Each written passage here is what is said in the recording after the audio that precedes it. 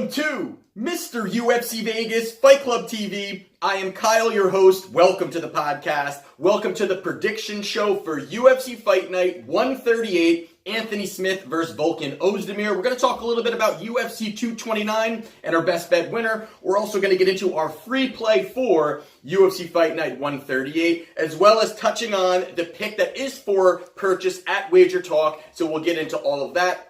But before we do not forget to subscribe, like, kick the bell icon, get involved with Fight Club TV. We are a growing UFC and gambling channel all in one spot. And if you're watching this on Wagertalk, do not forget to come over to my channel as well. Subscribe to Wagertalk. Also, make sure you're subscribing to Mr. UFC Vegas Fight Club TV. We have a lot of different videos that come out, our early betting strategies, as well as our bet review shows, and a lot of them are being shown on Wagertalk, but I want to make sure we have as many of our UFC fans and UFC handicappers all in this community having conversations, and it's been a pleasure meeting a lot of you guys as well as having conversations throughout fights, and also it's really been great, and it's good to be back also because the fact that we had UFC 229, there's a little bit of a lull for a couple weeks, not much going on. There was some Bellator fights. I do not bet Bellator, not big on it. I talked to a couple of you guys this past weekend, or actually 2 weekends maybe ago now,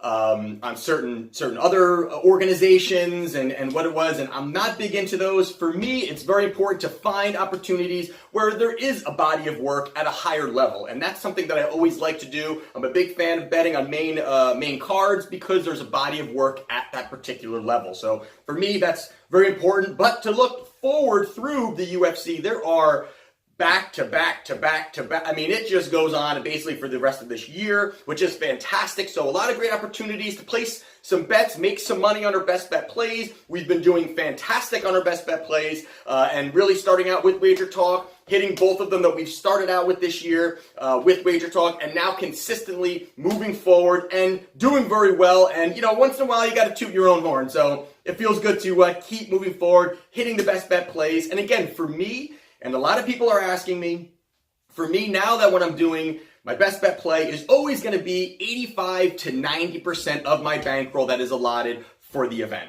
And maybe 10%, 15% is looking at my free play, is looking at maybe a parlay that I'm looking to do. So I'm not looking to bet much on these free plays or on these parlays. For me, I am not a type of bettor for UFC terms that I don't go out there and I don't just bet 5 or 6. I don't do that. It's people, there's many different ways you can bet UFC for sure. So it's not that there's a right way or a wrong way. People do it all differently. But for me, I like to find one solid play that the odds are going to be minus 190 or lower, or you're going to be finding opportunities where you're going to be getting plus odds like we've done in the past. And those are going to be the ones where I'm putting 85 to 90% of my bankroll on, because those are going to be the ones that I feel confident in. And I don't like stretching my money across. I don't like placing it all over. That's for me. That's just the way that I do it. Again, you don't have to do it that way. But for me, when I talk about a free play, I'm putting 10% of my bankroll for that event on there, and then the rest of it is looking to go on my best bet play.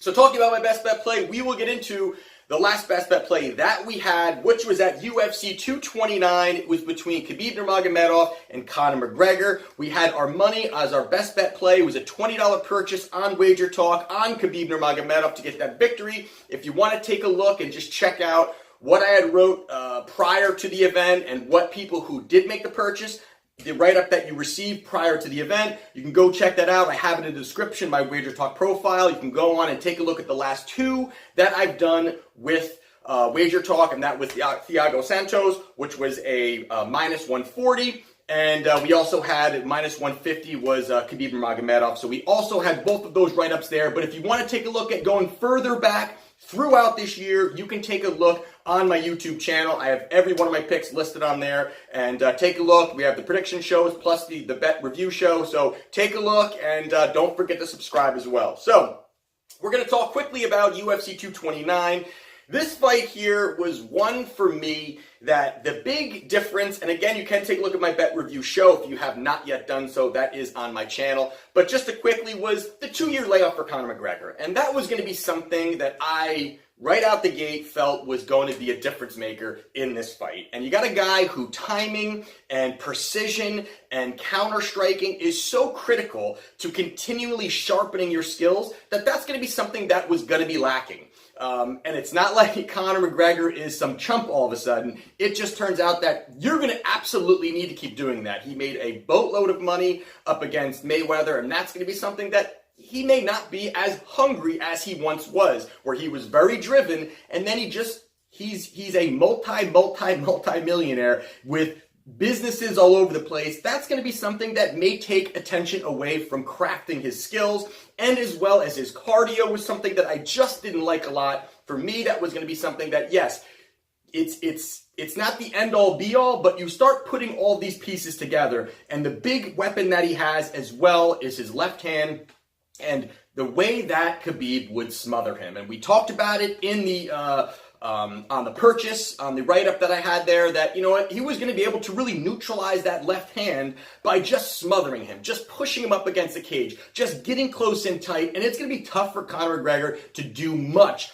or really anyone has been able to do much against Khabib in those positions. And even in that first round, Khabib didn't get much damage, but he knew, let me start drowning him. Let me start pushing. Let me push the pace. Let me get in his face a little bit, and let me make sure that come in that second round, he's not going to have that big power that he's had. And Conor has not gone deep into fights over his MMA career. That's obviously something that Khabib knew. He knew he had to keep pushing forward. He did a fantastic job with it. Ended up dropping him, I believe that was in the second round, which was just an unbelievable, but you could tell that it wasn't, that shot from even Khabib was a shot where he faked like he was going low to go for the takedown, and Conor was almost looking to sprawl, and then he went up and threw a hook. It was really a fantastic technical shot that people kind of say, oh, it was a wild shot, but you can tell that that was purely set up by the takedown defense that Conor McGregor was looking to do, and Khabib was able to say, all right, there's going to be a point where he's going to just almost over-exert himself for the sprawl because he does not want to be taken down, and that's the time to throw the hook up top. He did a fantastic job throughout the fight. We're able to cash in and get that victory, so that now puts us for the year in a best bet play, 25 wins, 10 losses, plus 24.23 units for the year. So we're at that 72% winning percentage on our best bet play. And again, all of our best bet plays are under minus 190.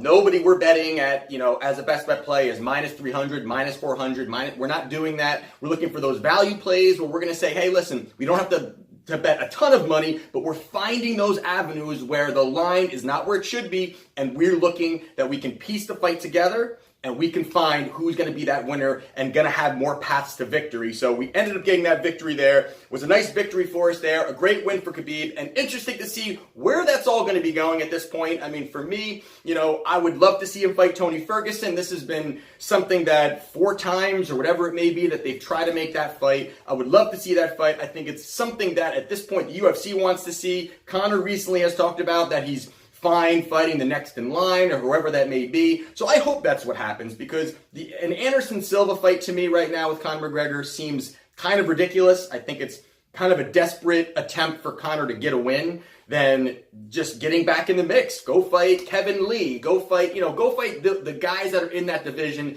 that are the killers in that division, and that it can continually, whether Conor McGregor wins or loses, he needs to face one of those guys to continually pushing his legacy. Again, he's a 2-time division, simultaneously holding 2 divisions at the same time. So it's not like his legacy is going away. But another loss here, it could be questionable. So we'll see what happens there. But what we will talk about now is the free play for UFC Fight Night 138.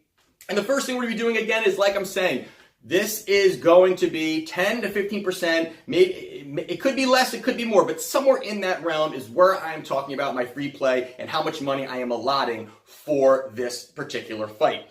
And again, the rest of it is going to be on my best bet play. So the free play is between Andrei Sukumta and Jonathan Martinez. And this fight here is, I'm seeing a lot of people. We've got, and depending again where you're shopping it, there's lines kind of all over the place.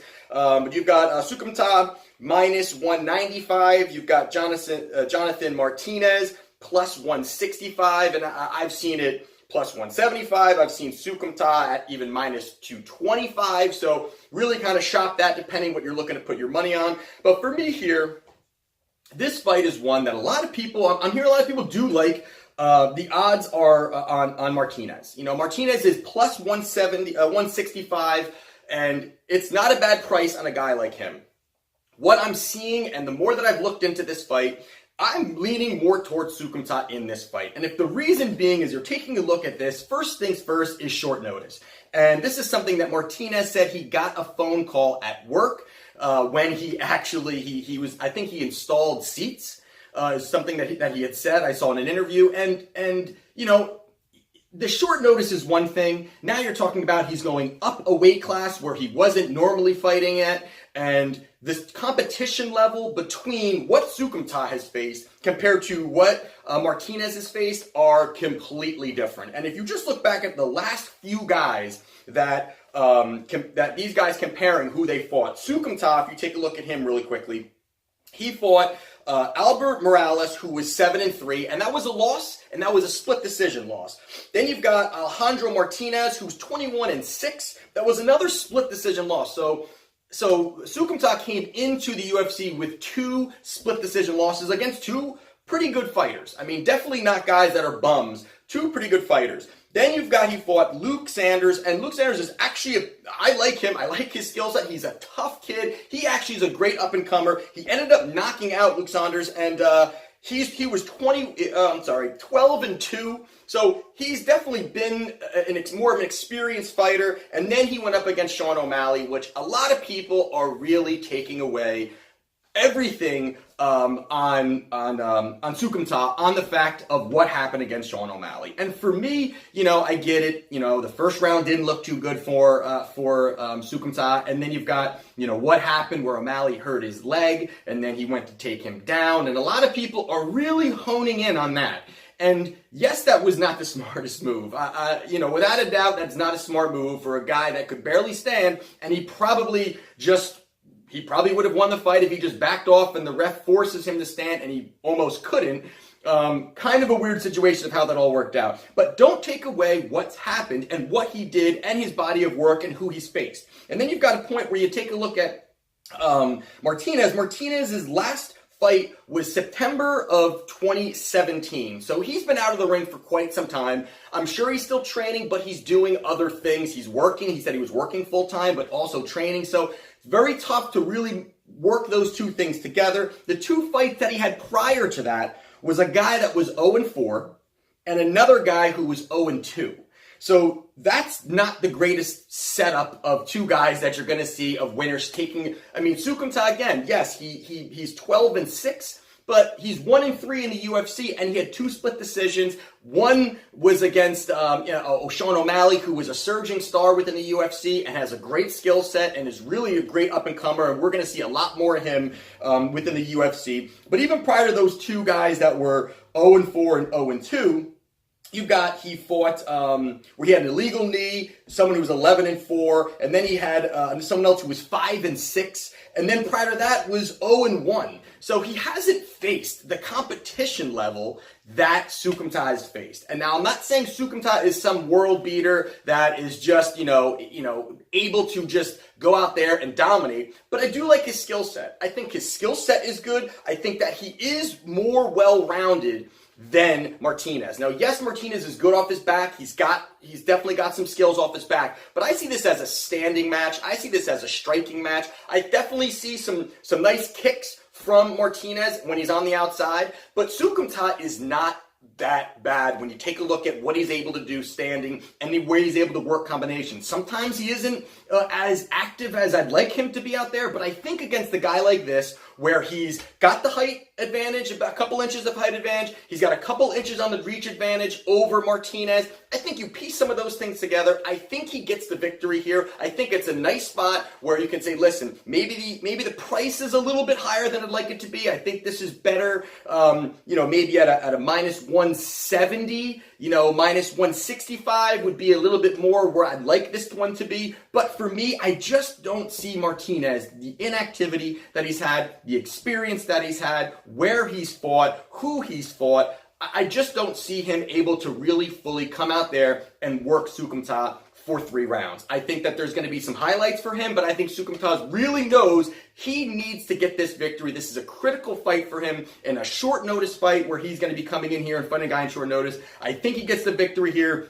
So we're going to be putting our bet on Andre Sukumta, and again, it's part of my bankroll. I don't want people to get that confused of how I'm placing and what I'm actually working on when I take my allotted money for each event, what I'm looking to do with it. So again, 10 or 15% on my free bet, and then as well as I'm looking at 85 to 90% of my allotted money on my best bet play. And that's going to be that for Andre Sukumta. And then our best bet play is for purchase on Wagertalk right now. We have it at $20 for our best bet play. And again, we are 25 wins, 10 losses, plus 24.23 units for the year. We will have the best bet play posted on my Wagertalk profile there, so you can take a look at a little write-up I'm going to do and post on my Wagertalk profile. So, and also do not forget to subscribe to this channel. I want to continually grow this channel. You guys have been great. The conversation's been great, and the partnership with Wagertalk has been fantastic, and more great things